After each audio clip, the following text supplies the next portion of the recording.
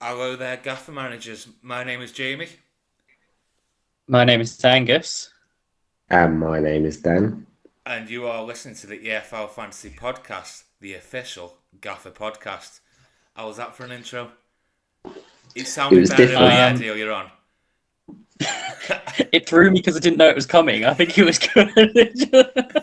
I didn't know. I thought about it earlier on, forgot about it, and then while I was waiting for the intro to go on, I thought, oh, I need to do that, and then yeah, I'm not very good at this intro thing, but yes, we are back. If everybody should know who we are anyway, but if you don't, we are the Gaffer Podcast. We will review all the action from game week 1, from the opening weekend of the Championship. It's good to be back, isn't it? Yeah, yeah, loved it. I've had a really good weekend, and it helps that Stoke actually won and entertained me at the same time. I have not experienced that in a long, long time.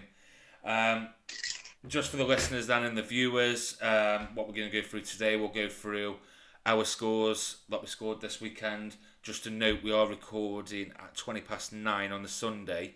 The Leeds Cardiff game hasn't updated properly in the game. It's still showing as 0-0. So the points from that game are incorrect. So just bear that in mind when we're going through our teams. We'll then go through the podcast team, and then we've got 6 key games that we're going to go through, talking about the 2 teams and certain players. We'll go through the other results, and then we'll finish off with Twitter questions because there is quite a lot of them. Are you too happy to go straight in? Yeah, let's do it. Right, who wants to go first then with their team? Oh, whoa, whoa, whoa. Sorry. I said I'm going to do this at the beginning of every podcast. It's on the screen in front of me, so I should have known. Please do like and subscribe this podcast. YouTube, Spotify, Apple, wherever you listen or watch. Also on Twitter, retweets, follows, all that kind of thing. Thank you. And Angus, what else do they need to do? I think that was it. Like, No, subscribe, no, give us no, no. 5 stars. Yes, 5 stars. Yeah, give We us want five 5 stars. stars. Even I've got. even if you don't like it, give us 5 stars. Well, after if someone new was listening or watching this, and they've just heard that intro, me stutter everywhere. They're definitely not going to leave a 5 star review, are they? But do us a favour, lads. Come on. Who's going first for their score for this week then? Well, you've got to go I'll get first, mine haven't out of the way, and then I've got to switch to the other team as well. So, Save the best to last, uh, Dan, actually. yeah, exactly.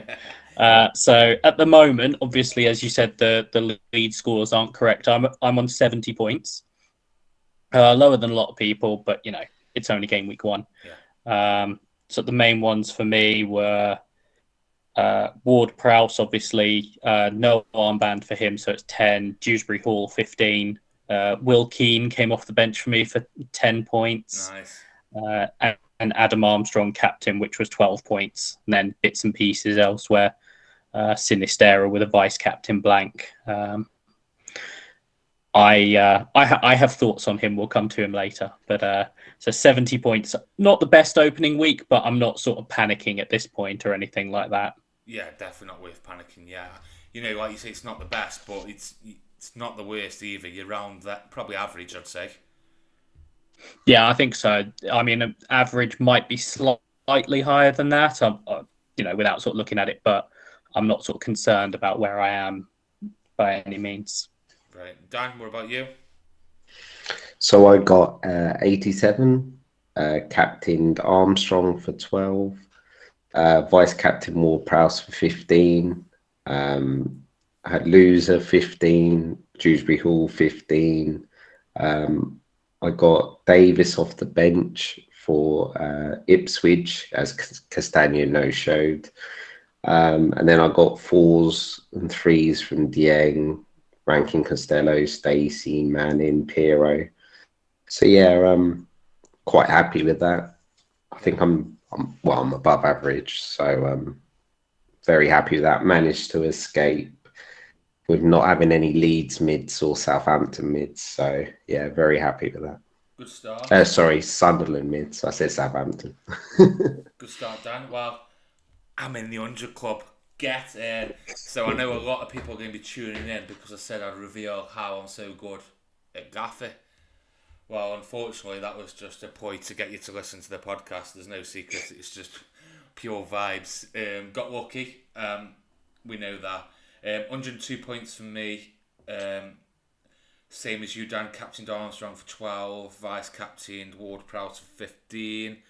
Dieng ranking Stella and Manning 4s and 3s, same as Roberts. But I did have Davies come off the bench for 10 points, replacing Castagna. A late change on Friday night. I brought Hoover in, got me 11 points. Loser 15, Dewsbury Hall 15.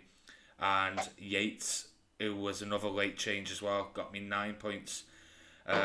Rowe sitting third on my bench with 10 points, but I said to somebody the other day, I'm not annoyed about it. I was never going to play him, so we'll He's see how not he going to goes. be last on your bench. He can't be last on your bench from now on, surely. I think in a couple of weeks, like they've got a couple of tough games, but then after that, if he's still starting and stuff, then he might be in contention. But I'm not really that annoyed about it, if I'm honest with you.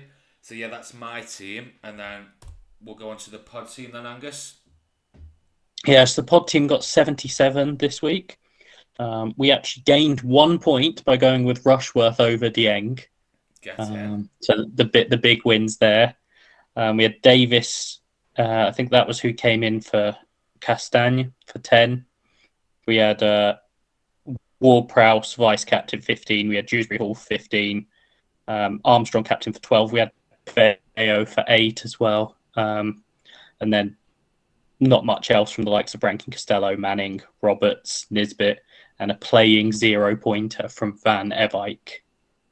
Well, can we just tell the listeners and the viewers, when we did this team, we basically went templates and we all agreed to have 1 punt each. Oh, no. Who was your punt, Dan?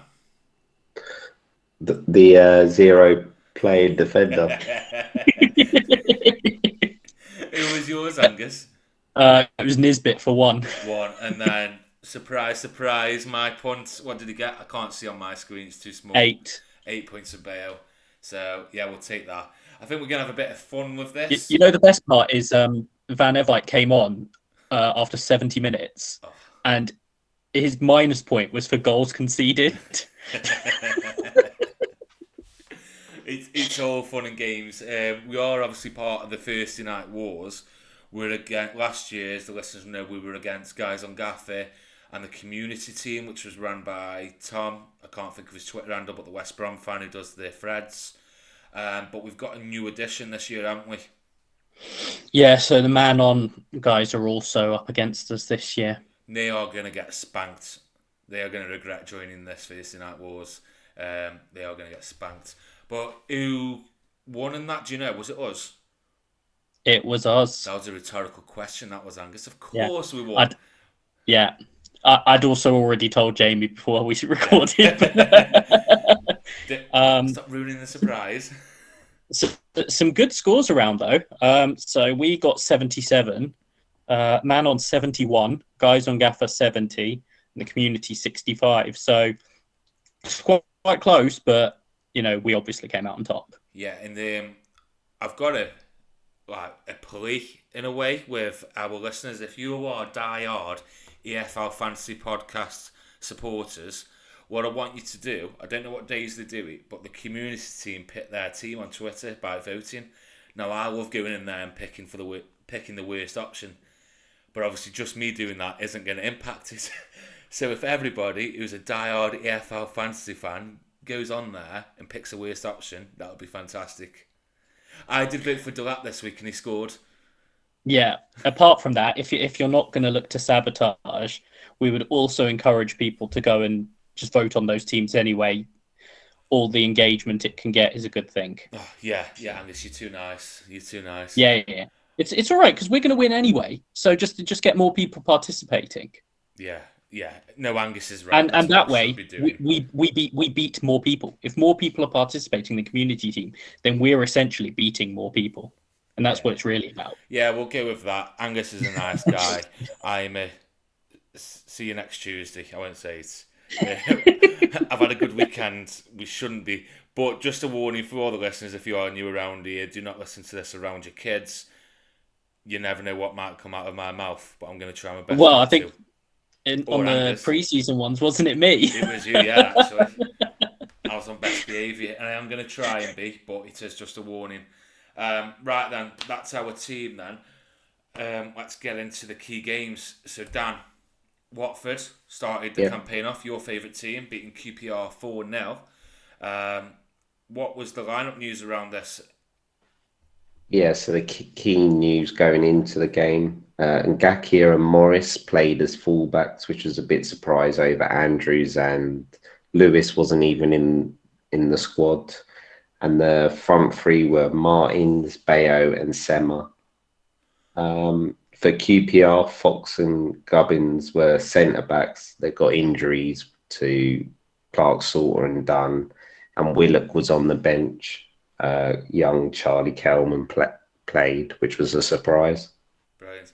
And what were the key parts of the game, Angus? What happened? So obviously, Watford came out of the blocks very quickly. What was it? I think 33 seconds. Is that what it was? 33 seconds? Yeah. Wow. For Deli Bashiru to get a goal off a loser assist. Loser then got the second from range, which was an Ngakia assist. Martin's got the third off I want to say it was a Ken Sema. Was it a corner? I'm trying to remember. I know it was a flicked header, but I think it was. It was certainly a cross. I think it was a corner. I'm now doubting myself. And then Bayo got the fourth with a Sierralta assist. Yeah, brilliant. So those who are watching on YouTube have got some brilliant stats on the screen that the audio listeners are missing out. So I'm not going to read these out on everyone, but just to push you towards the YouTube, we've got possession, 71% for Watford to QPR's 29%. We've even got XG stats now. We've upgraded. Watford's XG was 2.95 compared to QPR's 0.42. We've got shots on there. Watford 24, QPR 4. We've even got shots on target. Watford's 13 to QPR's 1. So I'm not going to read them out every time, but I do recommend going on YouTube and watching us and seeing these fantastic stats. The game in general then, I'll come to both of you on this. What were your thoughts on this? We anticipated QPR to struggle this season. Chris Hermitage, our QPR correspondent, he went heavy on Watford assets, which I thought, is that a bit of, fan bias? Are they actually that bad? 4-0, it's not a good start, is it? Especially against a team that we had questions about in Watford. And I still have questions about Watford because I'm not willing to change anything off the back of that. It doesn't help for QPR where they were so short of defenders. It was going to make it worse. When you're a team that's already going to struggle and then you lose your first choice centre-back pairing, it's obviously going to make things worse. But yeah, I mean, some of the ways that Watford were just able to cut through them, it was sort of like, far be it from me sitting in a chair, sitting in an office chair in my house, sort of just like, to sort of tell professional footballers what to do. But at times, even just from seeing the highlights and whatever, it's sort of like, could you not just be a little bit more of an obstacle? Could you not just be in the way a little bit more? Like it was sort of, at times it felt a bit too easy. And I know Ainsworth had some harsh words for them after the 5-0. Was it 5-0 they lost in the friendly or 5-1? I think 5-0 to Oxford. He had some harsh words for them. Well, I'm not sure many of them listened to those harsh words, given how it went in this game. Dan, quick one regarding QPR, because obviously there's not much to talk about in terms of Gaffr, but is it Operation Target QPR already? It's hard not to look at that result and think that maybe we should be. As we said, we thought Watford, a lot of people had Watford about mid-table, and they comfortably beat QPR. They'd won it by half time. And we've all played in games when you're 4-0 up and you take it easy, or you've been to games where you've been that many up at half time and it just sort of fizzles out. So, QPR played Cardiff. Dan, is Cardiff away, Ipswich at home, Southampton away and then Middlesbrough away, so it's not a pretty run for them. And if they're that bad, it could well be target QPR. Quick one on Watford. Obviously, like you said there, Dan, we weren't expecting big things from them. Can't really read too much into this in terms of how good Watford actually are, because it seemed QPR were that bad. But they do play another home game in Plymouth, we'll speak about later on, after then going to Stoke away, Blackburn at home and Coventry away. Angus, Watford, do you agree? We can't really take anything from it, or do you disagree? And yes, they were very good. I think they were good. As I say, I'm not sure how much I can take away from it because I had in my mind that it was going to be target QPR anyway. Like, I'm sorry to our QPR listeners, but anyone that you're predicting to finish in the bottom three, you're looking at targeting anyway, which I did. Like, it's not just them, but so I think it was probably going to be a case of looking to target them anyway. I didn't expect it to go quite as badly as it did, so it's almost I wasn't convinced by Watford before. I don't know what to do with this game. So for the moment, while I think they've got some good players and some good options there, it hasn't moved my opinion that much. Okay. We've got someone from every game that we'd like to talk about, so we'll go to him now. Imran Loser, he's now on the screen. You especially, Angus, and Dan did as well, but we tipped him through pre-season for his bonus. Today, he's on screen. A 15-pointer this week, 1 goal, 1 assist, 3 key passes and 2 big chances created. How impressed were you with him? Much more impressed than I was by my decision to go with Dan James instead of him. No, I thought obviously I've only seen the highlights, but I was very impressed with him. The pass that he put through at the start for Deli Bashiru, basically no look through ball round the corner, perfect weight into his path as well. Like, that's the sort of thing that he can bring. The quality that we know he's got. The shot, it was a good finish, but when it's low and like that, you sort of look at you're squinting at the keeper. Like, couldn't you have done better with that? I thought so. Obviously, I knew he'd scored when I was watching the highlights. So when I was watching it and I saw him set himself up on the edge of the box, I'm thinking, here we go, top bins. So it was like not as good as I hoped, but like you say, it was still a good finish though. But then he had the banger in the second half where he hit the bar. Yes. And watching the highlights, I've forgotten he only got 1 goal. I was watching it, expecting it to go in when he hit it. But no, I mean, I think we've talked at length about the quality he has and how important he's going to be to any success that Watford have. And I think, with all due respect to them and not to completely ruin the vibes, this might be the best game they have all season in terms of sort of just the performance and the manner of it. But it showed when they play well how central to it he is going to be. Yeah, and he's good value as well, isn't he? Where is he? 7.5? 7. 7? 7.5. 7 was he? 7. So really good value. I think it's always difficult doing the game week 1 review because we've got really nothing to go off apart from 90 minutes really. So it's not one of them where you've got to jump on him, but it's definitely a positive start. But I would like, if I hadn't already got him, I'd like to see Watford for a few more games, especially this weekend against Plymouth at home, who obviously started well themselves. Shall we go on to the next game, or is there anything you'd like to cover from this one? No, that's next game. Okay. Yeah, I haven't got anything else. Okay, so the next game then we've got was Friday night's opener, Sheffield Wednesday 1, Southampton 2. Dan, what were the notable line-up news, shall we say? Can't get words out. Yeah, so for Wednesday, Delgado started out a position on right wing. He's a 4.5 defender in the game, but he played right wing. And Gregory started up front. I thought they would have gone with Michael Smith. Windass played from the left with Bannon in the 10. For Southampton, it was pretty much as expected, the lineup. Main players, Walker-Peters and Manning were the wing backs. a midfield three of Smallbone, Alcaraz, and Ward-Prowse, with front three of Edozie, Armstrong, and Teller. So yeah, no real surprises for Southampton. Yeah, and what were the key moments to take away from the game, Angus? So I think obviously the moment that caused a lot of discussion when it happened was the Southampton opener. Yes. It was a Nathan Teller shot, except it basically flicked the back of Adam Armstrong's head and went in. And I Great think they finish. decided that until it hit him, it wasn't going in.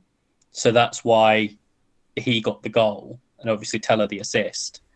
They were sort of all over Sheffield Wednesday in the first half. Sheffield Wednesday just couldn't get out, even when they were putting it back up the field. It was coming back, and it did sort of feel at times like it was only a matter of time until the second goal, and yet you were still sort of waiting for Southampton to actually create a lot. Like they had some decent chances, but you were sort of like, okay, sure, but let's see something a little bit more. I think Sheffield Wednesday were probably sort of given some positivity by that. They went in at half time only 1-0 down, having been sort of completely dominated. Came back out with a lot more intense second half and obviously got the goal from good set piece, actually, and a good finish from Gregory when dropped to him. But then that man, Che Adams, comes off the bench. Former Sheffield United man as well. So you could see he enjoyed that at Hillsborough for the win as well. And it was one of those moments where they'd been a little bit passive, and all of a sudden there was just that sort of 10% extra sort of urgency and speed to the play. And Walker Peters slipping it into Ward-Prowse, who'd been running into that right-hand channel quite a bit.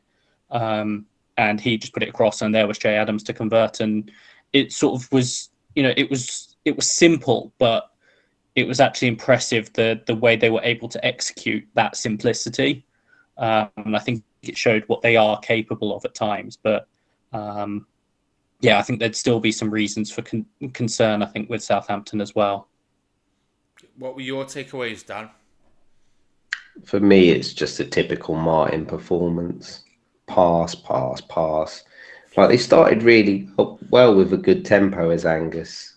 And then it got to a point where they were just passing between players like 3 or 4 times. And you're like, there's no tempo in this. Sheffield Wednesday are here for the taking. Go and win, score 2 or 3 and it's game over. And then they were sort of drifting even in the second half. We mentioned in the group chat, like he's not making any subs, and then eventually he makes a sub and it works. So last season for Swansea, they wouldn't have won that game. But he's with Southampton, so they've got better players, so they'll win the game because they'll create that one chance. I will get on to other teams later on. I wasn't impressed with Southampton as everyone else seems to be. When you think they're playing Sheffield Wednesday, who are going to be probably bottom 6, when you compare them to what Leeds had to play against and Sunderland and Ipswich and Leicester and Coventry, I wasn't overly impressed with Southampton. I'll come to Angus on that in a second. I just want to say on Sheffield Wednesday, I was really unimpressed by them. It was the curtain opener Friday night at Hillsborough. Yes, they're playing Southampton and they're massive underdogs, but I thought they might have just tried to make it a little bit more intimidating, a bit more hostile.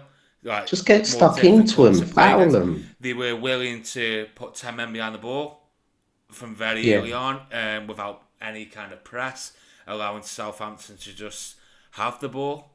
And I thought it got more difficult, especially when they got the goal. I think they will struggle this year. Patterson really didn't impress me on that right hand side. He's going to struggle against quicker wingers. It looked like on that. And I did miss the first 10 minutes of the second half because I was watching the end of the cricket. I forgot how long I was watching it for, so I turned it on just as Gregory scored, so I can't comment on the first 10 minutes. But yeah, I was not impressed by Sheffield Wednesday. Southampton though, Angus, there's a lot of quality players in that team, so there's a lot of players to talk about, and there's one player in particular we will get onto shortly. But what's your thoughts on what Dan said?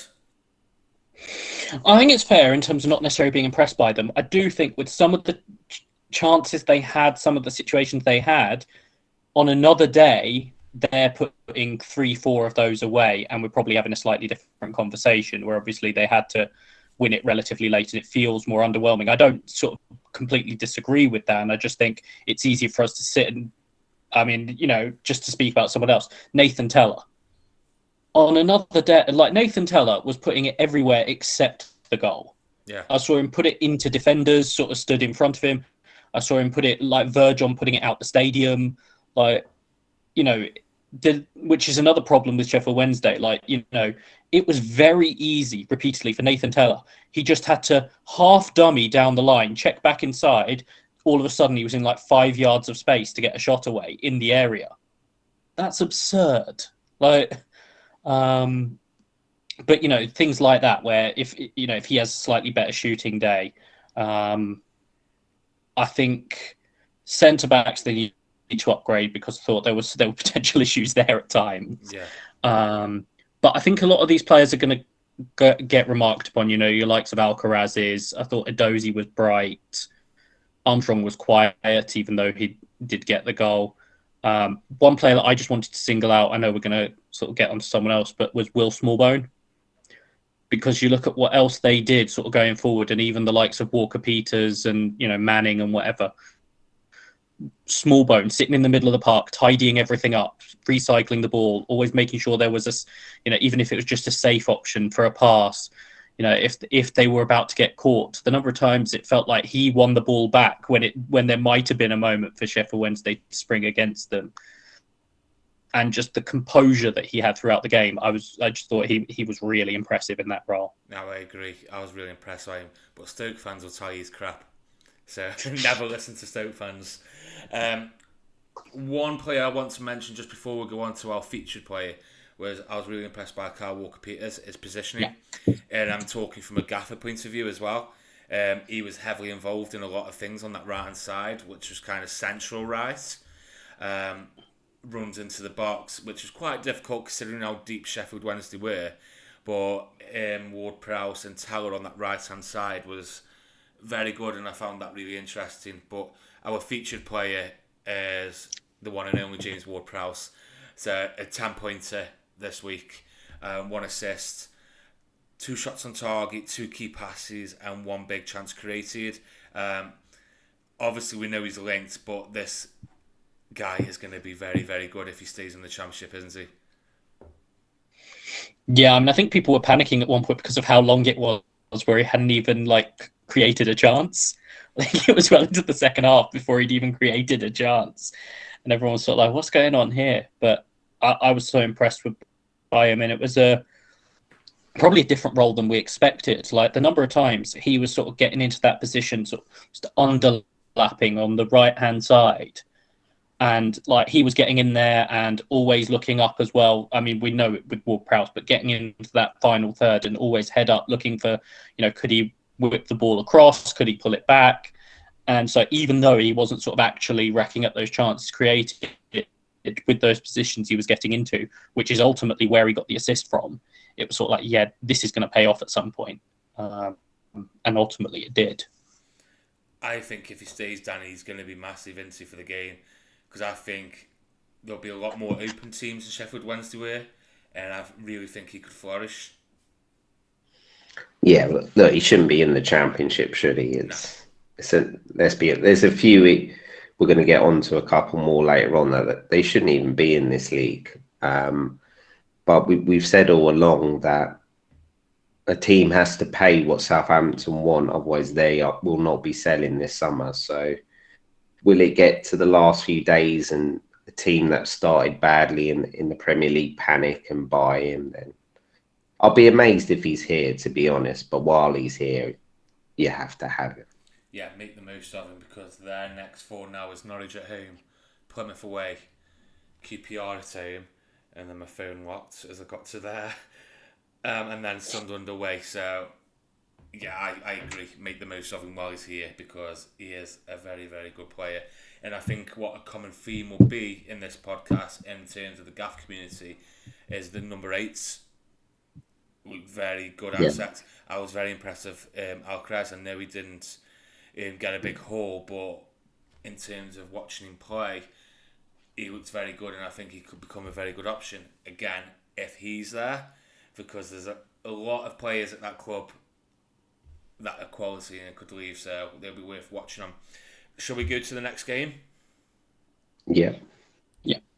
Okay, so Stoke 4, Rotherham 1. It's nice to see Stoke in their key games. Dan, line-up news from this one? Yeah, so Stevens won the battle at left back over Timon, which was probably one of the main decisions. And the front three was Brown, Vindigal, and is it May? I think it's Mai. That's what the guy on the channel said Mai. yesterday, so we'll go with Mai. Yeah, so that obviously meant no Campbell, which was, I think everyone thought he was nailed. I think he's injured, is he, Jamie? Well, we heard nothing Or about is he an getting... injury before. The strong rumours that it's Everton. He'll be going to Everton. So that's weird. I've heard nothing concrete on that, but that's worth keeping an eye on. But for him to be left out of the squad completely, he is either injured and we didn't know about it, or he is on his way out. So it's worth keeping an eye on that. And for Rotherham, Odafin started 4.5 million. We saw last year he scored a few goals. They played a 3-4-2-1 with Onyedinma and Bramwell at wing backs. Odafin and Wiles were behind Hugel. Yeah, and key points to take away from the game, Angus? I think it's all about Stoke, isn't it? And first and foremost, Keanu Hoover. It didn't take long for him to sort of, bring back the form of the second half of last season. Getting miles up the pitch, where you sort of wonder how's he ended up there. Yeah. But, some good technical finishes as well. We saw it. That was a feature of his goals last season with some of the finishing. And the technique on the volley that he scored was actually really nice when it dropped into him. He then had Vidigal get 2 goals and 2 very nicely taken goals as well. And the fourth was Jacob Brown. Worth noting as well, 2 assists for Ben Wilmot. And then I think it was Peltier got the goal. An absolute shambles in the box. Yeah. But it ended up with him, and he sort of got them a goal in amongst that as well. But the main thing that everyone is sort of taken away from it is Stoke. I've sort of been tipping them up for a playoff push. Obviously felt better about it after that game, flying out of the blocks and everything. But yeah, I think, it's like you said, I think the big thing is if they're going to do it in a more entertaining fashion as well, then, that's what you want, really. Obviously, you want to be pushing up towards that top 6. But at the same time, really, you want to go sort of every week and be entertained. And it certainly looks like Stoke have the personnel to do that. We talked up the likes of Chiquinho, wasn't even in the starting lineup. So, when you think about some of the other options to come into that team, it sort of feels, particularly after the first week, like, very exciting times. Yeah, obviously I was at the game, so I saw all of it. Obviously Hoover will get the plaudits, and he's our featured player for this game. 1 goal, 3 defensive actions, 2 key passes, and 1 big chance created. Took his goal very well. It was one of them where I didn't realise it was that early in the game, to be honest. And you're thinking he's got all that time. Bring it down. Do not volley it here, and then you sky it. Bring it down. You've got the time, but great finish. Obviously, we mentioned about Campbell. The front 3 surprised me. I was expecting Jacob Brown to still play through the middle, even though I don't think he's the long-term plan. And then I thought it would have been Chiquinho and Campbell. As we said already on Campbell, it's worth noting on that. But Vidigal, the young yeah, he is young. Portuguese lad, knew nothing about him. Signed him for 500,000. Played okay, took his goals well, so he's definitely going to be worth watching. He's lively. But the player I was particularly impressed with, and I think it will be relevant in Gaffr, is Daniel Johnson. The holes that he gets into on that left-hand side. So him and Josh Laurent played as the eights, allowing Pearson to sit in.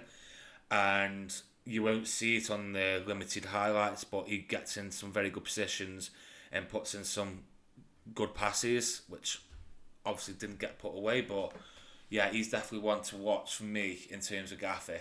Defensively, it's hard to tell. Rotherham didn't offer anything. They were poor. I'm a bit disappointed we conceded from a set piece because they didn't threaten us in open play. So then to switch off in that at the beginning of the second half and concede it was disappointing. And then I was thinking, is this typical Stoke? We've got in the league seed, and then do they come back into the game? We were professional. We saw the game out. So yeah, my word on Stoke would be is don't get carried away. We started well. It's great. Especially as a fan, really enjoyable.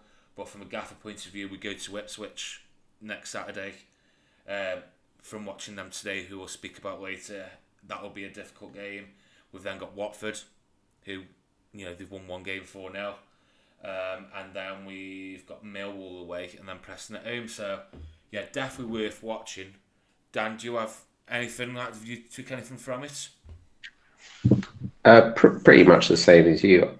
I think one thing's interesting is about Hoover. We saw him do it quite a lot last year, and I know we're going to get on to it later. But do you think he's fixture proof because it's his attacking returns, right? And if he gets clean sheets, they're bonus. Similar to a midfielder, aren't you? Basically a winger, isn't he? Yeah, he is. And this sounds weird because he scored that goal in the first 5 minutes where he's the only one in the box at the far post in a way. So if you see that on the TV, you're thinking, wow, what's he doing there? But for the rest of the game, he wasn't as attacking. I was thinking maybe he'd be the attacking one and Stevens would sit in. Stevens played very well and he likes to get forward, as we saw with Sheffield United. So it was quite balanced in a way, and we did focus a lot of our attacks from down the left-hand side because Vidigal was playing really well, where it was Jacob Brown on the right. So it was quite balanced, but yeah, Hoover, I'd say he's fixture proof. 5.5 into, so he's not as premium. He'll get attacking returns this season. Don't know about clean sheets, but like you said, we're buying him for attacking returns, aren't we? Yeah. Should we go to the next game? Yeah. So the next one is one of today's games. So one of the teams that we were waiting for, Leicester. They started the campaign off with a 2-1 victory over Coventry. What was the key lineup news from this one, Dan? Well, the massive lineup news was Castagna was benched, and he was probably one of the highest owned players in the game. So he didn't come on either. So there was a lot of bench points coming on. I was lucky enough to get Leif Davis from Ipswich. McAteer, Mavadidi and Vardy were the three up front. I'm not sure if that's a surprise. Maybe McAteer starting. He's a youngster. For Coventry, Eccles was right wing back, and Hamer did start after. With all the transfer speculation, you never knew if he was fully going to start. And then it was the front two of Ellis Sims and Godden. Haji Wright was on the bench. Their biggest transfer. Okay, brilliant. And the key takeaways from the game, Angus? Yeah, I think the thing I'll say is, to start off with, is almost from the outset there was the game was played at a really high tempo. Both sides sort of contributing to that as well. Obviously, there's been quite a bit of talk about it being a derby game and how long it's been since they played each other. I did think it was quite funny that one of the first questions in Enzo Maresca's press conference was whether anyone had told him it was a derby. But I thought it was a really enjoyable watch. I thought Leicester initially sort of had more of the ascendancy, but not necessarily creating a lot of chances with it. Coventry carried a real threat whenever they went back the other way as well. I think if Leicester are going to continue to play a high line the way they did, the primary centre backs being Fass and Vestergaard will be a problem. Yeah, it's not the quickest backline, is it? That no, even at the times when Doyle sort of stays back with them and it's effectively a back three, you're still not really adding a lot of like pace into that. And I noticed it felt a lot of the time as well like Coventry really targeted that other side. The sort of between Fass and Vestergaard. They really looked to target that side of it, which I think is sort of a problematic sort of template for them to have, because it's not like they have a quick defender in the wings waiting to come in. The one that would come in is Connor Cody. Well, he's not exactly adding pace to that defence. Yeah. So that was the main concern from their side. I thought, we're going to talk about him, but obviously have to talk about him now. It was Dewsbury Hall. He's obviously that bit of extra quality, and particularly in that role for Leicester, he was sort of really central to what they did. Didn't expect to see a sort of leaping header from him the first goal. And then obviously the second goal, that great finish and a great little touch to him from Mavididi, who I think did have some bright moments in the game. Obviously, it should be said, Coventry's goal was from a corner. Some really good deliveries from Harmer, and McFadden got on the end of one to get the goal for them. But I thought that, they had some other chances. Sims, there was one where he's almost in one-on-one and decided to hit it first time rather than take it down, which I still don't understand what he was doing. I've been thinking about it. I still can't work out why. As well. Yeah. I think one question I have over Maresca, and for him, and this is a selection thing, is they looked a completely different team when Pratt and Iheanacho replaced Ndidi and Vardy. Yeah. It was particularly Iheanacho, when he came on for Vardy just didn't look sharp. There's questions about where, he had an injury issue relatively recently. I think we've also seen even last year, there's been a decline in him. Like, it's not sort of he can't play anymore, but there's clearly been a decline, and Iheanacho is the best striker at the club. I have no doubt about that. And the difference when he came on was massive. And then Pratt, and Diddy did a good job of filling that role in terms of getting into the box, getting forward in support and everything. I don't think he has sort of either the attacking technique in terms of just sort of hitting a ball, or the instinct. You could almost see immediately there were differences when Pratt came on. I mean, the first goal comes from him recognizing the space out to the right and drifting there instead, rather than just getting into the box, which was often what Ndidi did.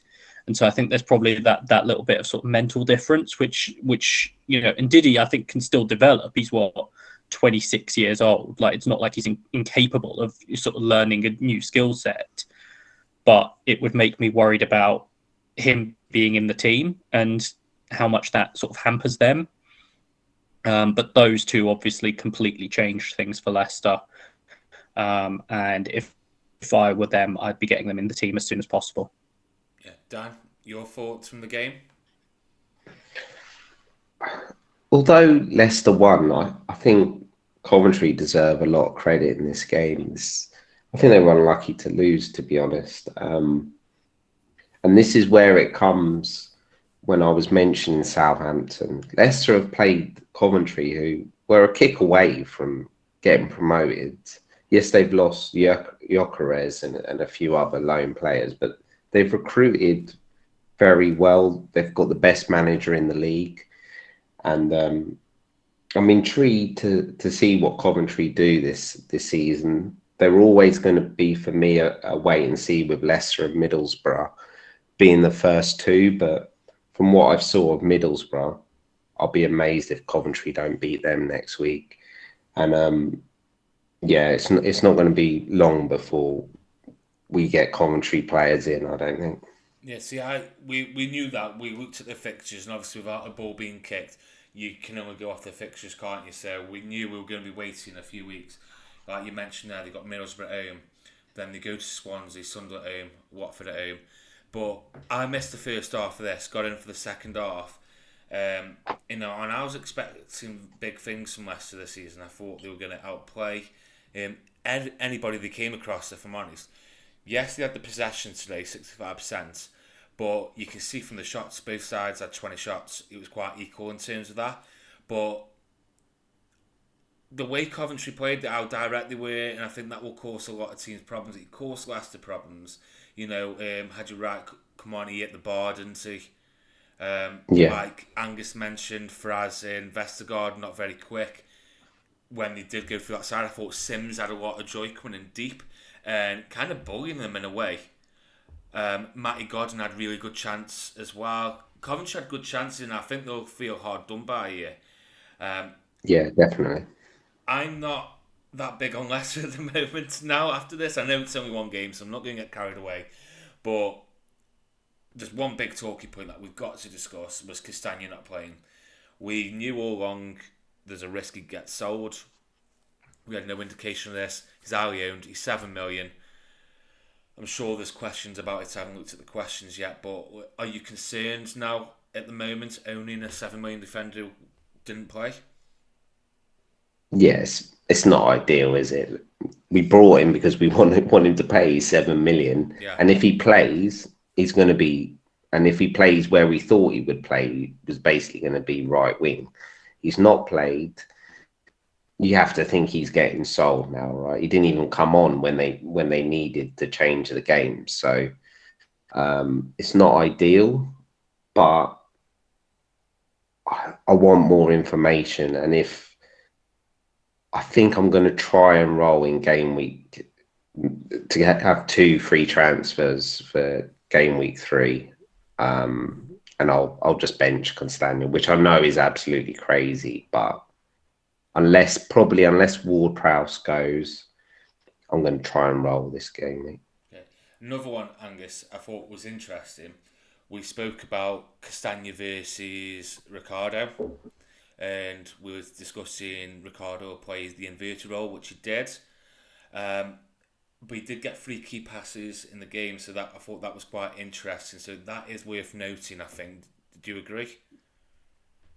I'm not saying bring him in, just yes notice. And no. Okay, go on, explain. Yeah, yes and no. So I think it's worth noting, but for a lot of that game, it didn't necessarily look like he was on the verge of returning. Obviously, then like things like the McAteer chance right at the end of the half, it's Pereira that sends it out to him and everything. So I think obviously, yeah, it is worth noting, but I think I'd want to see more in terms of more games in terms of the key passes and it being replicable and it turning into returns before I sort of got too far into it. Yeah, and bear in mind, I only saw the second half where it was 1-1, so they were kind of chasing the game in a way when it was 1-1, trying to find the winner. So naturally, they're going to be a bit more attacking the award throughout the game. Our featured player then it's obvious. Dewsbury Hall, 15-pointer, 2 goals, 3 key passes, 8 total shots that he had through the game, 3 of them being on target. So he is going to be some player in this division, and I do think he'll stay there. I do as well. And at just 7.5 million in Gaffr, I know we shouldn't say it, but essential, a must-have. I'd go as far as saying that. I think you're brave to go without. I'm reluctant to say anyone's essential. Just don't like it personally, but I think you're brave to go without, particularly at that price, because he is very central to what they do. Dan, would you dare go without him? No. Well, I saw him at Luton, didn't I? And he's improved now. He's basically going to carry this team. First one. The first one. He's basically going to carry the team, and he's the main man there, and he's just, as Angus said, he's involved in everything they do. 8 shots. I mean, to be fair, some of those were terrible. Yeah. But It looks better when you say 8 shots without actually looking at them, Angus. Yeah. don't look at where they went. Yeah. Just look at the number. Yeah. He's trying. That's the main thing. Nobody's impressive, and then there's that theme that we've got with Ward-Prowse, that number 8 position, in that tactical Loser. system that they play in. Yeah, loser. Well, a lot of teams are playing number 8. Seems to be very good assets, and Gaffr at the moment, and him at 7.5. I don't think you can go wrong. Even if he's not returned, he's not going to get double digits points returns every single week. Would you guys think about captaining? Yeah, game week 2, he's definitely under consideration for exactly. me. 100%. I'll be honest, he was a consideration for me for this week, but I just thought the only reason I didn't was Southampton were playing Sheffield Wednesday. If they were playing someone else, it would have been a bit of a tougher decision. But I had to go Armstrong against Sheffield Wednesday. So, yeah, he's definitely a captain consideration. Anything else on Leicester before we move on? No. Don't think so. Okay. Right, one of the other games today. Leeds hosted Cardiff, 2-2 draw. What was the key lineup news from this one, Dan? Yeah, so Hjelde started at left back and Nonto started up front. Obviously, they got a bit of an injury crisis. Bamford, Rutter, and either the young striker, I've forgotten his name, he got injured as well. He was pictured on crutches. So they were the main news for Leeds. And Cardiff, I thought the main news was they had a front four of Ramsey, Bowler, Grant, and Ugbo. Yeah, that's it for the team news. And then key points to take away from this one, Angus? Leeds are going to be good going forward and terrible defensively. We'll start from there.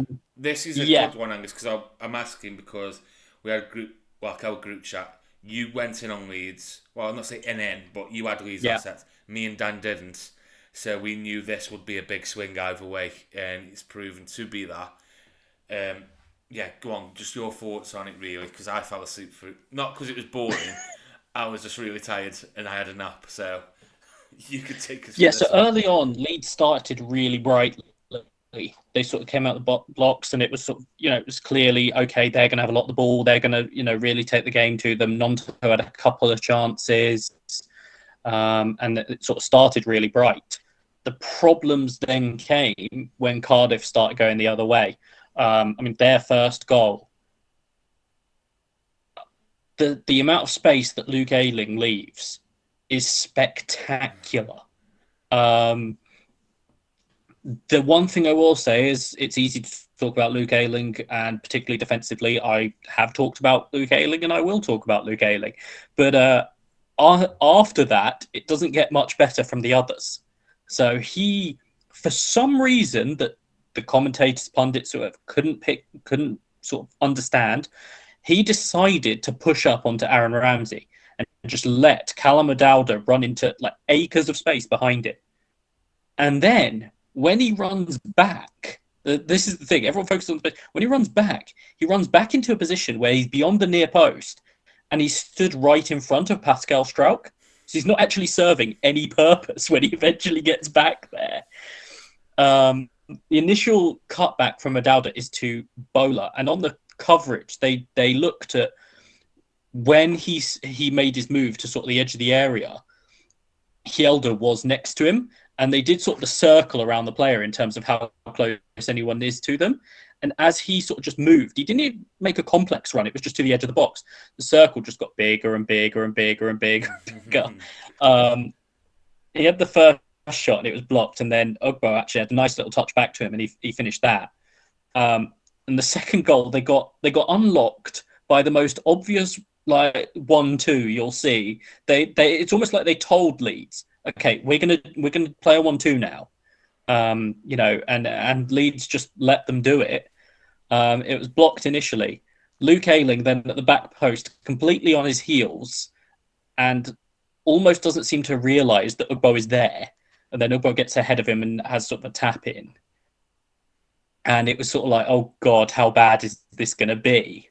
And and they did pick it up again second half. I think Cardiff probably attempted a little bit to sit on what they had, which is understandable at that point. But Dan James had a couple of good chances, one of which was a really good save from Anik down low to his left, which for people like me who had Dan James and Sinistera was looking at a big return there. First goal was from a corner. Somerville in. Cooper just goes and wins it above players. Landing looked horrible. Knees gone. And I haven't seen anything. I sense he might be out for a little while. They had to be stretchered off. Not to pile on the guy because obviously he got injured. I did think it was slightly better for them when he went off and they could have Cresswell and Strauch at the back. But, they kept pushing. And I think last minute, more or less, Somerville, I think Sinistera had a shot that hit 2 Cardiff defenders, dropped to Somerville, and he managed to squeeze it into the corner to rescue a point for them. Okay, so let's summarise it, because I mean, Dan, I'm watching. Defensively, we weren't sure going into game week 1 because, Drama was apparently injured. He's obviously not involved. Aylin's got the nod as we expected at right back. So we're not big on him defensively. Is that right? Yeah. Okay. Then offensively, though, obviously you've got James Sinistera, Somerville, who is, I might as well go to him now. He is the featured player from the game. Obviously, got 1 goal, 1 assist, 5 key passes, and 1 big chance created, taking home 11 points. If that is correct. That's what's shown on Gaffr at the moment. I don't think so, because I'm thinking 5 for the goal, 4 for the assist. So it's probably more in the region of 14. 14, 15. Yeah. Like, He'll be on bonus for YouTube, so, but obviously we said at the beginning that might be wrong. Somerville's got the headlines, Angus, but what's the outcome for people who didn't watch the game or are looking at Leeds assets or on Leeds assets and thinking of selling them? Yeah, so I think there was a slight issue with the focal point in attack, and I think it actually worked better in the second half when they went back to what they'd started the game with, which was Nonto up top. I think for part of the game when they struggled, the Nonto went out to the right, and they'd lost much more of a focal point up top because neither Sinistera nor Somerville was really going and playing as the head, so they didn't have that point to work off. Nonto obviously looked good. We know the quality he's got. He's shown that in the Premier League. I don't think he'll stick around, but if he does, he will be an option wherever he plays. Somerville, I think, showed the most, obviously, by the numbers you said, and I think he was the one who was most often in that 10 position, and so it was slightly easier for him to be involved. But he was involved quite a lot. Some of it got a little bit intricate and a little bit sort of, trying to pass through almost non-existent gaps, but they did create some chances that way as well. I thought it was bizarre when they took Dan James off because he'd just had a sort of 5 to 10 minute spell where he was actually having some real joy, and they took him off. But I think he still sort of encourages me. Sinistera, I was not impressed. I think I said at one point his first touch is an adventure. Sometimes it's great. Sometimes it's like 4 yards out in front of him. Sometimes he's literally passing it to the defender.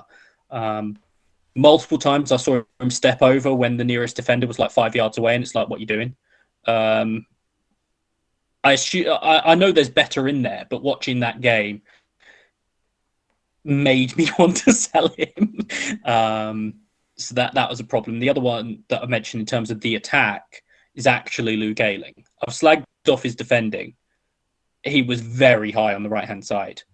He got caught offside multiple times where it wasn't even close. That's the one drawback, is he looked at times like he didn't know how to time a run at all. He was looking along the line, including one point where he berated the linesman. He was slagging him off for giving him offside.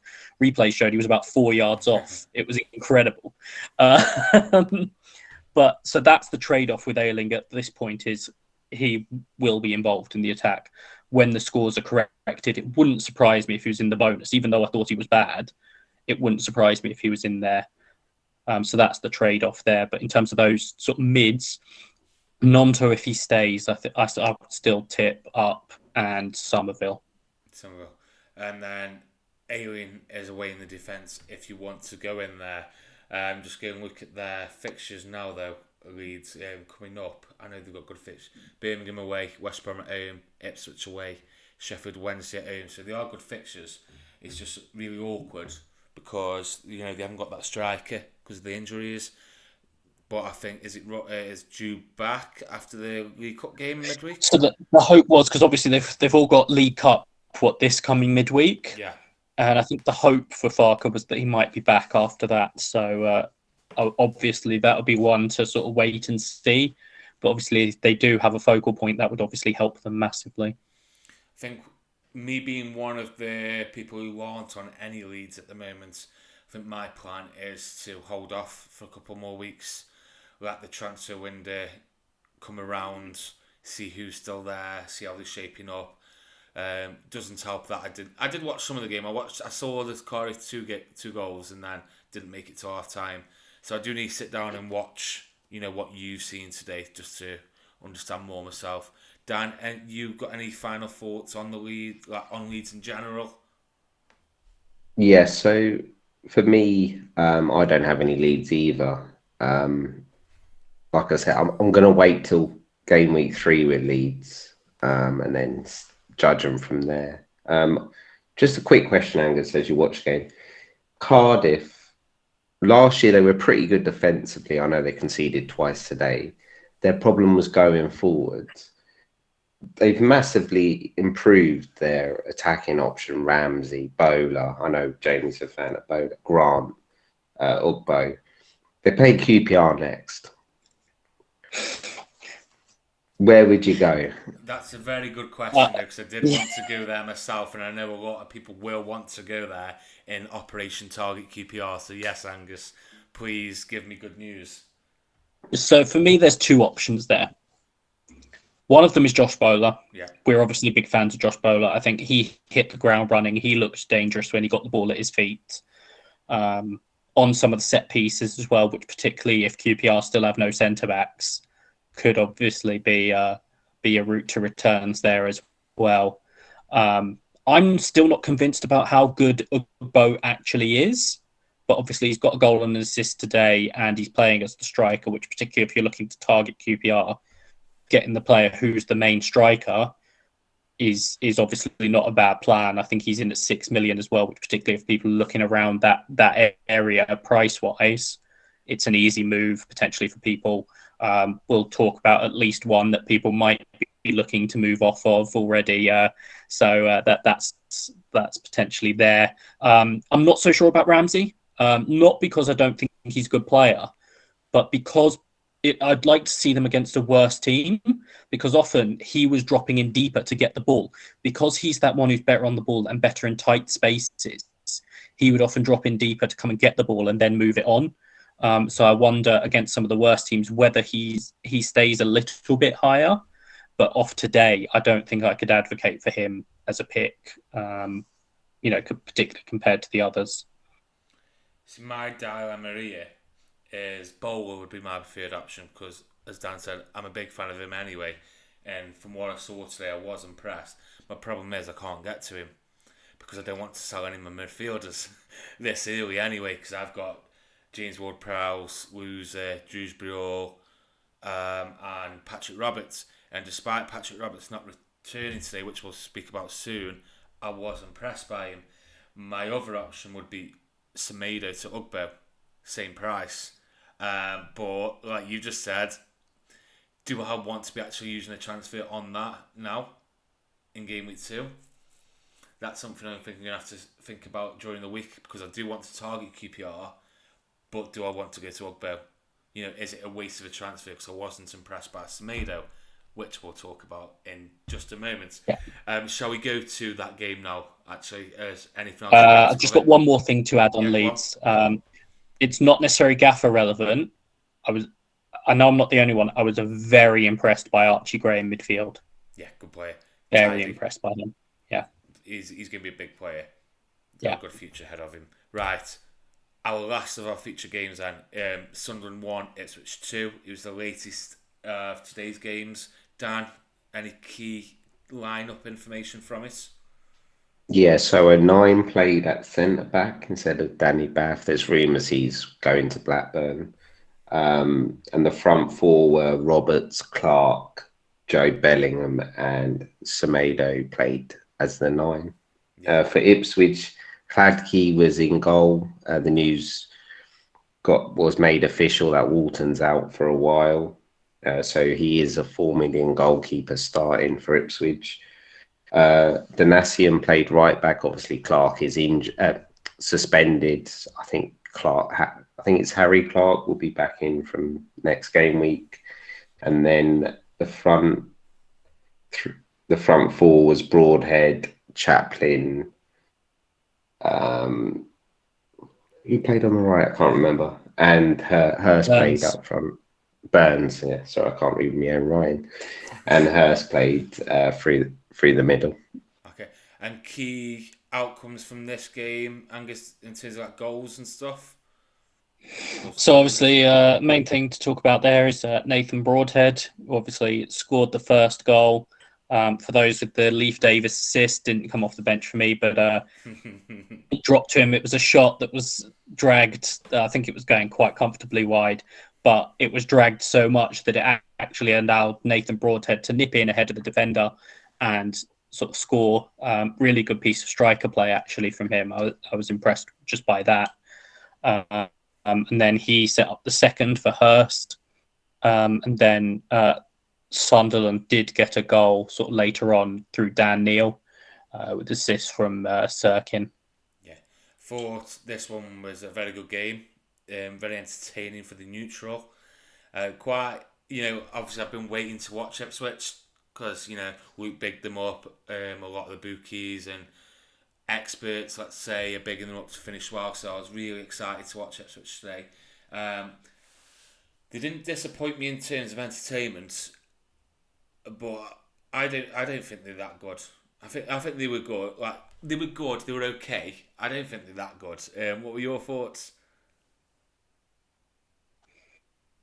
I was impressed in parts and thought they're all right in other parts. Now, part of it, as we've said before, is Sunderland are a good team, but it will be interesting to see as it goes along how Ipswich do. Yeah, and in Sunderland as well, because we're not just like on our key games, we kind of just focus on one team. This is kind of 50-50 in because both good sides. Sunderland, I thought were okay. Roberts did well despite not returning. I thought Jack Clark was okay in spells. The biggest disappointment was Semedo, which the commentators are calling Jose Amer or something, which is annoying. Obviously, he scored through pre-season. He's a 6 million forward. So we've jumped on him for that reason. I'm already regretting not going Broadhead over him. And I'll say that now, Dan, before I come to you. Nathan Broadhead is obviously our featured player. 11 pointed today, 1 goal, 1 assist, 2 key passes and 1 big chance created. He was very good into the complete opposite of Semedo. Did you watch this one, Dan?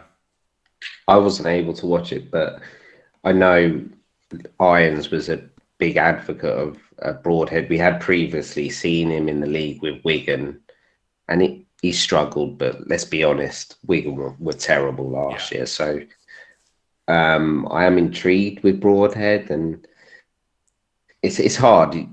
You're looking at how good Sunderland were last year, and you're thinking a number 9 for Sunderland, he's going to get a lot of chances to score, and he's young, and he obviously struggled in this game.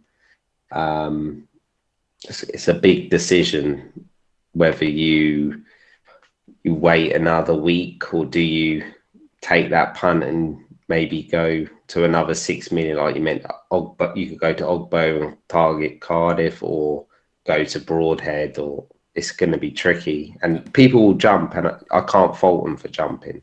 No, I can't. But just through my personal circumstances with it is Semedo's just my bench player at the moment. I'm happy playing Yeah, two see, up he's my front. playing player, I think. So I'm not even starting him. So to use a transfer this early when, the common theme for a lot of people is to try and roll in game week 2 to go into game week 3 with 2 free transfers. I'm not particularly that arsed about doing that, saving a transfer.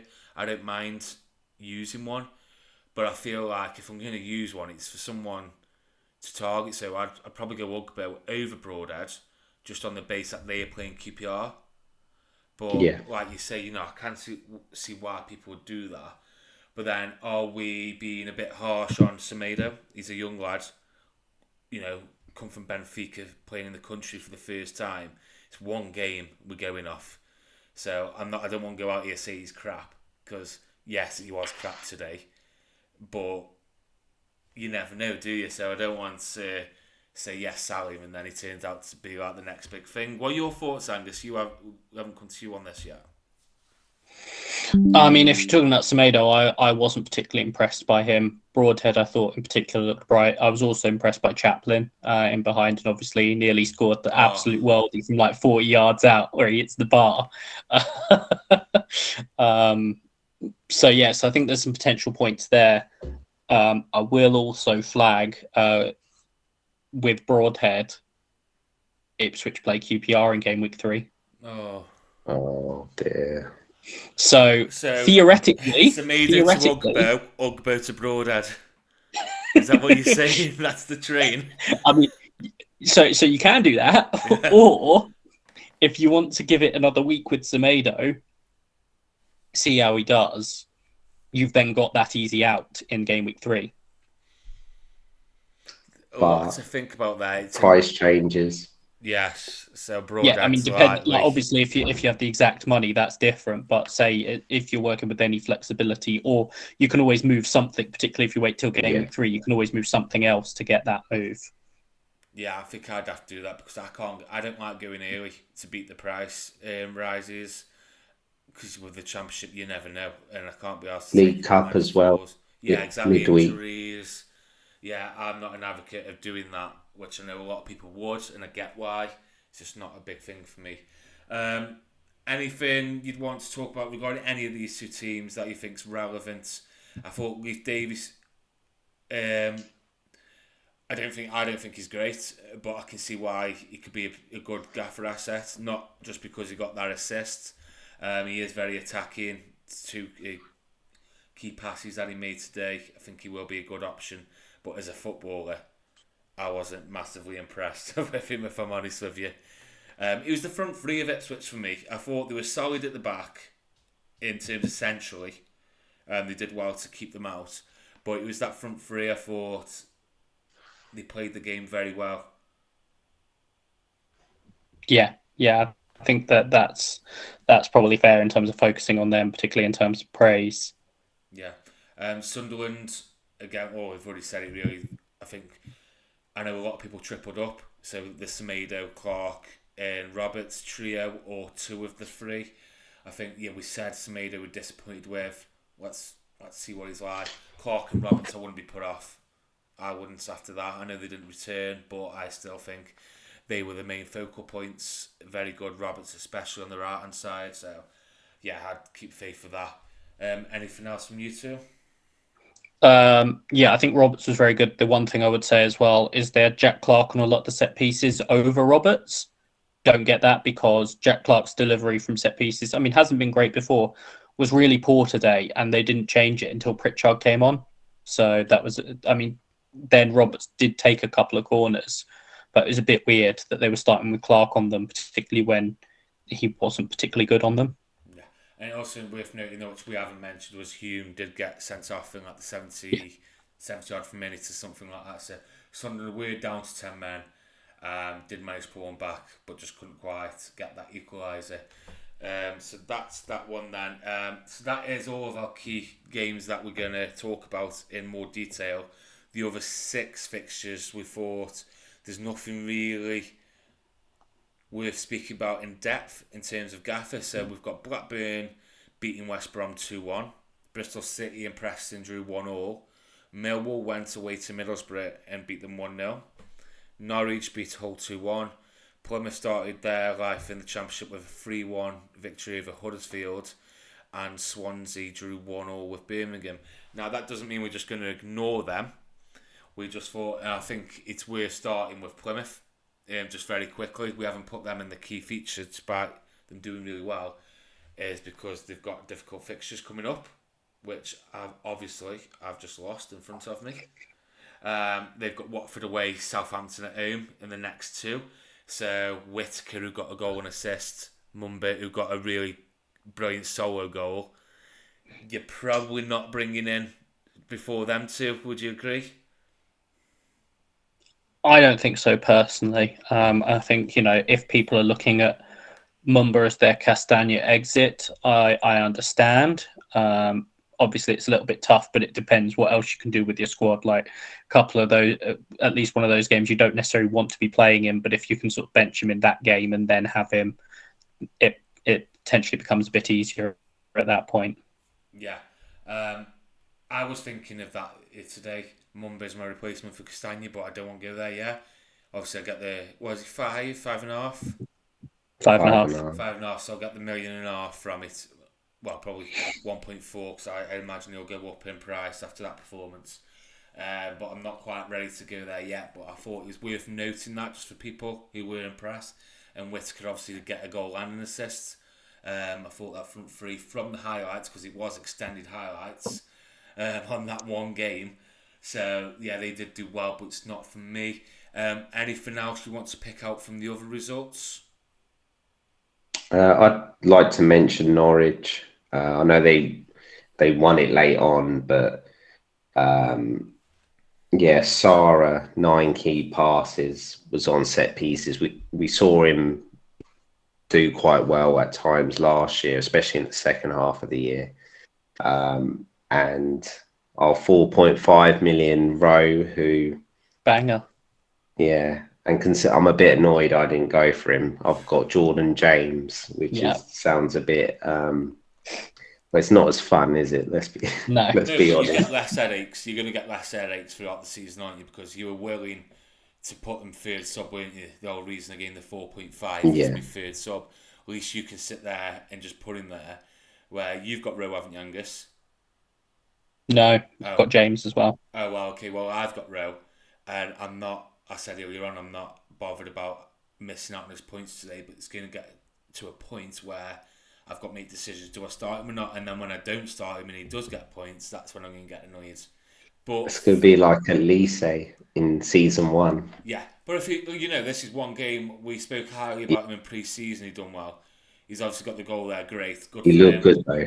Yeah, exactly. But if he does it for a few weeks, then it might be a no-brainer to start him. Ignore what price he is, treat him like you would like Elise did. So yeah, I think that was worth bringing up, Dan.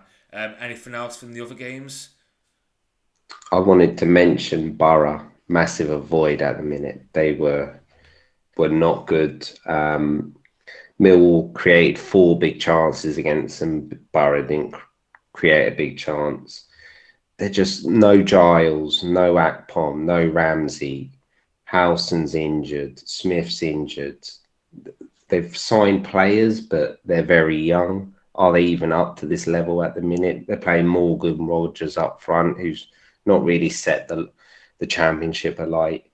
They're a massive avoid at the minute for me. Okay, I agree with that. One last one I'd like to just mention before we move on was Birmingham. Obviously, they drew 1-1 with Swansea.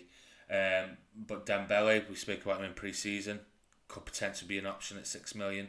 He's got the goal. Anderson's got the assist. So 6 million, if you're needing to play around that price bracket, it's worth keeping an eye on them over the next few weeks. I think they could become options throughout the season at some points. Yeah, I think so. Just a couple of bits from me as well. I've got a few players just to mention briefly. Jerry Yates, obviously got a goal. I know he was quite popular. I think he'll do well for them. Did you see much from that, Angus? Because I've only seen the limited highlights. I really want to watch the extended highlights on this game. I've only seen the limited highlights so far, so I can't really speak to it. I know people were saying that Yates talking up his work rate quite a lot as well.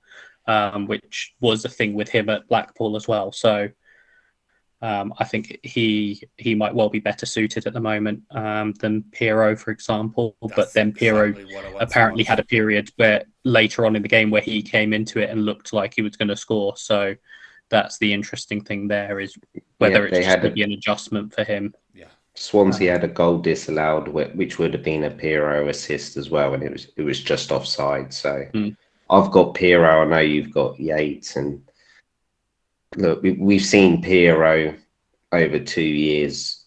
Well, he's got 40 odd goals. I think Yates, there's a massive price difference. Pirro might not be worth it. But I'm happy to stick with Pirro at the minute. And that's the same for me. That I'm on Yates. I'm Yeah. happy to stay at the moment, but I want to watch just to see what Yeah, the difference was like, and then can make the decision from that. Go on, Angus. Your next one. Next, Will Keane. Yeah. Off the mark for Preston. Came off the bench for me, so that was nice. But another one in that 6 million bracket. Did he start the game, Keane, or did he come on? Yeah. He started. No, he started. Okay, that's good. So just to mention him, obviously getting a goal. And then I think 4 players I'm going to mention from the Blackburn and West Brom game. Yeah.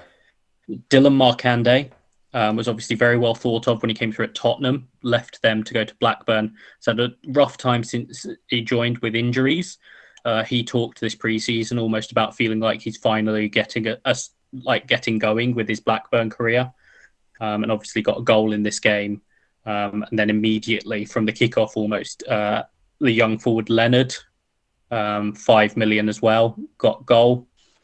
His, I think, professional debut, or certainly his first start for them of his career. So obviously that was a big moment for them. From the and highlights, Angus, sorry, before you just carry on, he looked really good as well. Obviously, it was only limited highlights, but yeah, he looks a good little striker. He does, so he is worth watching. Yeah, particularly at, like I say, at 5 million, that could help a lot of people. 2 from the other side of that game to mention, more negative, I guess. I'm still not going to buy Matt Phillips as an option. He took his goal well, but I'm not getting drawn in by Matt Phillips. The goal was given to him in a way once. He finished it well, but it was given to him. And then John Swift being on the bench. Yeah. Wasn't expecting that. I was not expecting that. Chalobah started, who they apparently want to get rid of. Well, when you've got the chance to start Nathaniel Chalobah, you've got to start him. And I think anybody who hasn't watched the highlights yet, just go watch the second goal, Blackburn's second goal. They've literally just scored the first. West Brom take the kick off. He goes back and they literally give it away. And then Blackburn scores, so it's basically a goal within 30 seconds of scoring the first one. So that was quite entertaining. Which one was more of a gift? The Leonard goal or the Liam Delap goal? Oh, that was bad. Yes, that was bad, yes. So yeah, it's always comical when you get something like that. It's not happening to your team, so apologies to the West Brom fans. You've got to laugh at that. I know you won't be. Anybody else you'd want to just give a mention to? No, I think that's it. I don't think so. Right, okay then. We are going into the Twitter questions now. There is a lot. We have gone nearly an hour and 25 on the recording, so I'm going to try and get through these as quick as possible. So I'm going to come quick fire, and I'll come to you first, Dan, and then I'll do Angus the next one. If there's something that we've covered, we'll just go straight past it. Chris Hermitage, QPR fan. Best trip up from Cardiff to target QPR. Any of your week 1 players that you're instantly selling? So, Dan, I'll come to you. I'm going to go NG, Bowler, Ugbo. And I might sell, but I'm leaning more towards rolling this game week. Okay. Angus or Darren auto reclose. I nearly swore then. I just read that very quickly. Isn't it refreshing to see players like Jamie get a good start before the true players take over at the end?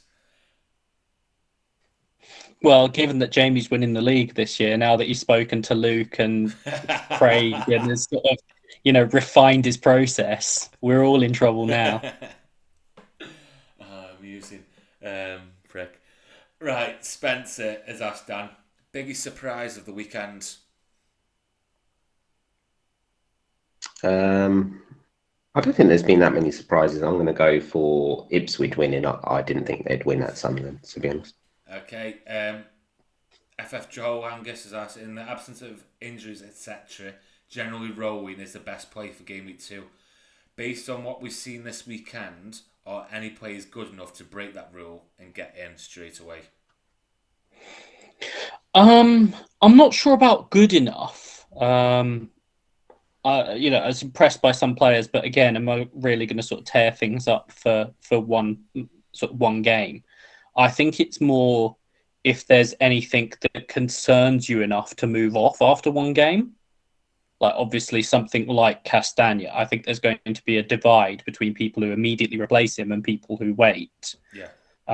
But that sort of situation, I think, is the main thing at the moment in terms of like sort of reacting to game week 1. Okay. Pemberton FC's asked a question which we have answered already in the podcast, but he just said, should we be looking to attack QPR? I'm already thinking about bringing a Cardiff forward in. So we spoke about that already, so I just thought I'd give him a shout out. I don't want to bully them anymore. Just say thank you for submitting a question. AD Tour, Dan, this one's for you. As a Chiquinho owner, is he likely to start soon, or is it best to move him off? Jamie, yours probably better to ask. Yeah, I'll be honest, I'm surprised he didn't start. I generally don't know. We've got West Brom in midweek in the Cup. I'd imagine he'll start and not get some minutes, but I'll be honest, I do think he is one of the best of the front three, and I think he should be starting. It was a surprise to see him not, so I can't really give better advice than that. It's only one game in, and I wasn't expecting that, and Campbell wasn't in the squad, so does he come back in or not? I generally don't know, Adi, I'm sorry. Angus, FPL Commander, quite happy with my squad with 0.5 in the bank, but with Lewis not playing, should I persist with the player or make the change to a player like Mumby, who I must have missed as I joined late in the spaces on Friday? Or as usual, just wait one more game week to have 2 transfers? Which is basically Lewis. I mean, I don't think we talked about Mumba, did we, on the spaces? No, I don't think we did. It was Lewis we were speaking about, yeah. But yeah, I don't think, particularly in terms of how relatively late in pre-season Lewis joined, I wouldn't necessarily be stressing out about it, unless, particularly because they brought him in from a club like Newcastle has chosen to send him on loan there. You'd assume that's with a view to him playing regular minutes. So that's one where I'd certainly want to see it for another week before I made any move. Okay, Dan. Well, actually, you've already been asked this. Mark Dorney's asked, what has been your 3 major surprises from the first weekend of matches? Can be one each. So you've already said Ipswich winning. Angus, what's yours? I've picked on them a little bit, but I'm going to pick on them some more. Just how bad defensively Leeds were. Yeah. I know that part of it's the personnel, but I was surprised at times at just how sort of wide open or easily beaten they were. I think mine, because obviously I watched a bit, but it's easy how good Stoke were, is in a positive way, but I don't know if that was how bad Rotherham were. So I'm going to say how bad Sheffield Wednesday were at home. I wasn't expecting them to do well this season, but I thought if I was a Sheffield Wednesday fan, I'd have been disappointed if I paid money to go watch that in that first half. FPL Taxi, Angus. All this extra time is going to take some getting used to. Has the Sunderland game finished yet? It took a while, although obviously there was the serious looking head injury at one point, which obviously contributed to it. But yeah, it's certainly lengthening games, which particularly today when there was the stagger of games was quite nice to fill the gaps. Yeah. I like the added time. I think it adds excitement. Like with the Sunderland game, for example, they're 2-1 down. They get they're on the front foot, down to 10 men. They get 13 minutes added on. As a neutral, I thought it was really good. But what I didn't like at the Stoke game, we had 7 minutes in the first half. Loads of people were going down, get a pint and stuff just after 35, and I ate them. And I'm like, just go to the pub and watch it. you cannot be that desperate for a shit pint of Colesberg. Like, why have you got to go there all that early? So we scored in added time. After 5 minutes, I was like, right, that's sound. I'm not going to miss anything now. I go downstairs and I missed the third goal. So I'm really annoyed with myself. But yeah, I like the added time. For me, it's like, before you could sort of work out, oh, it's going to be 3 or 4. They've Yeah. been ahead, and you can't work it out. You don't know where So they that's pulled the it from, problem. do you? Yeah, so that's the problem. For me, it's getting to the point where you need to just stop it every time, because it looks like they're just making it up. Oh, we'll add 9 minutes, or we'll add 13, or um, Just literally and on the then scoreboard, a big clock, and when it yeah, goes just out of stop play, it. press pause and press play when it Yeah, comes back into play. And then everyone knows exactly where you are, doesn't it? And then yeah, for finish the me, game and like and rugby. also If the ball goes out of play yeah. after the 90th minute, that's it, game over. And also another thing, if they're going to do this, there's 13 minutes. Well, there has to be probably 2 or 3 more minutes, because there's time wasting within that time as well. Yeah. So you can't just then stop it at 13 minutes, right? So this is what it's just going to be a joke. It's going to end up going back down to 4, 5, it might end up being like 6 or 7. It's not going to be 13. We'll see. I'll be There's amazed. going to be some last minute goals for us, and there's also going to be some Yeah. last minute clean sheet wipeouts as well, which will be frustrating. Angus FPL Frog, who will win the 2024 Ballon d'Or, and why is the answer Adam Eder? Always rated him. I don't think there's been someone who's been more negative about Adam Eder than. But I mean, credit to him. He's sort of. I mean, it was a hilarious goal, but right place, right time, at the death. Like those are the moments you love, aren't they? They are indeed. Dan, my favourite listener's name here. Which two of Mumba, Hoover, and Rankin Costello would you play next week? So 2 of them 3. Hoover and Rankin Costello. Okay. Angus FPL Blindside. Are Plymouth players viable options long term? Yeah. I mean, if you could, I have a slight skepticism about whether Mumba's going to stay in the attack, just because they're bringing in more options in that sort of area. Obviously, they brought Azaz back, and so I do wonder whether he plays a little bit deeper. But I think even then he'll be a viable option. Whitaker, even someone like Hardy. So yeah, I think particularly at their price points, most of them they're going to be viable. Dean Heritage asked a question which we've already answered, Dan. Is Castagna a sell or bench to wait and see? You're going bench and wait and see, aren't you? I think so, yeah. Okay. Unless yeah, I think I will. Okay. Angus FPL Mastro 1. Will Adam Armstrong keep his place, or does Che Adams start over him? It's an interesting one. Ooh. Short-term potential change, long-term, I think Adams is more likely to leave, so Armstrong will keep his place. Okay, Dan. I always say this guy's name wrong. I am sorry for this. Petteri Anunen. Anunen? I don't know. I'm sorry for that. But thanks for asking a question.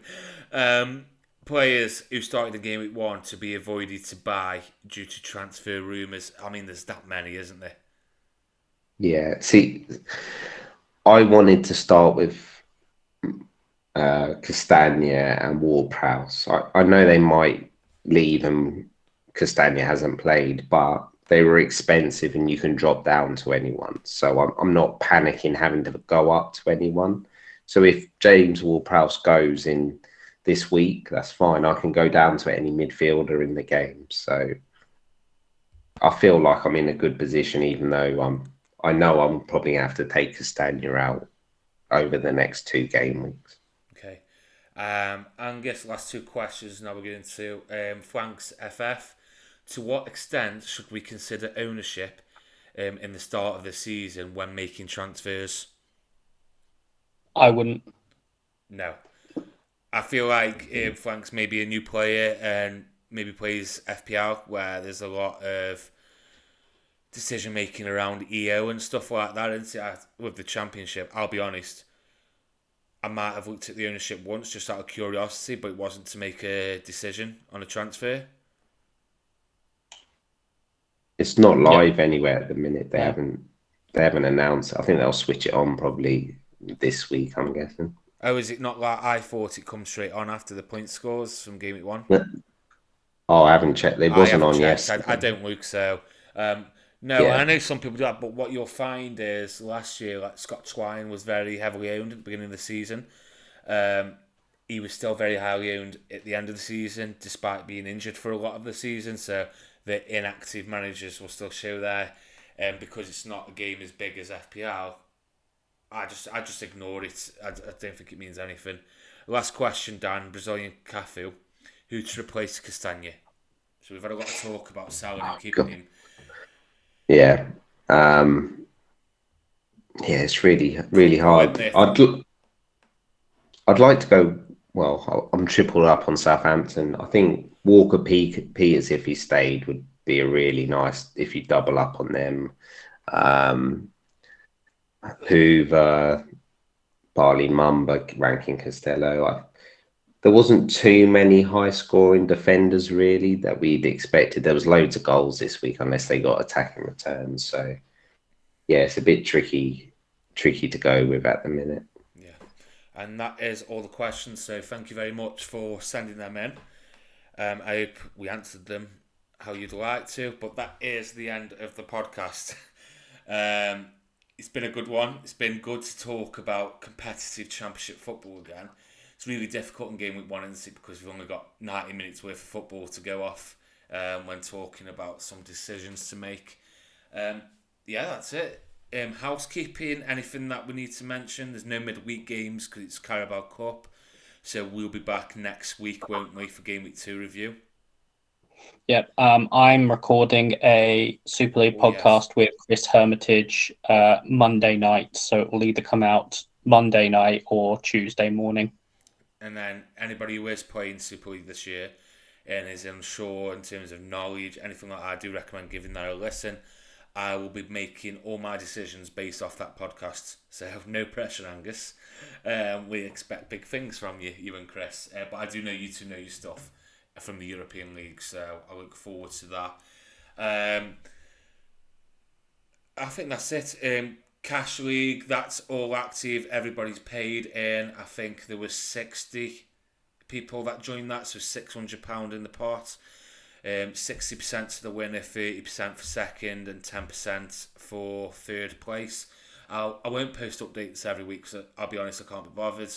But I will post updates. I'll try to do that once a month or every 4 game weeks, something like that, just so you can see who is in the lead of that. I think that is me as well. Last time I checked, so that'll be nice. Get in. I had to drop that in there. I think that's it, isn't it? Yeah, 5 stars. 5 stars. Yeah, we want the 5 stars. We want the subscribers. We want the likes. All the stuff I can't think of. We want it all. Follow the pod account. Yes, follow the pod account. Give it some love. Share it. Play it in front of your dog. Do whatever. Just get us out there. We want to be taken over by Saudi people. We want to be rich. and then you won't see us again. Yeah, you'll never see us again. No. So, 3 guys talking shite in Saudi Arabia. It sounds great. And we are willing, if there is any Saudi people listening, to sack the Championship off, and we'll do a Saudi Premier League fantasy football pod, won't we? Let's not limit ourselves to the Saudis. If someone wants us to do an MLS podcast or whatever, if they're willing to give us the money, we'll do it. We'll sell out. Yeah, all day long. Yeah, no problem at all. I am happy to leave my family, just not my dog. My dog will be coming with me. That might be an issue because Fabinho couldn't take his dogs, apparently, whether that's true. Apparently that was nonsense, so you're all right. Max will be fine. Frenchies, didn't he? Yeah, Max will be fine. 2 little rat things, they wouldn't let them in the country. Imagine my Max, you'd think of Wolfson there. But we'll stop talking bollocks now. Oh, I swore. We'll stop talking nonsense now. Apologies for that, everybody. And we will see you all next week. Thank you very much for watching. Thank you very much for listening. Goodbye. Bye. Goodbye.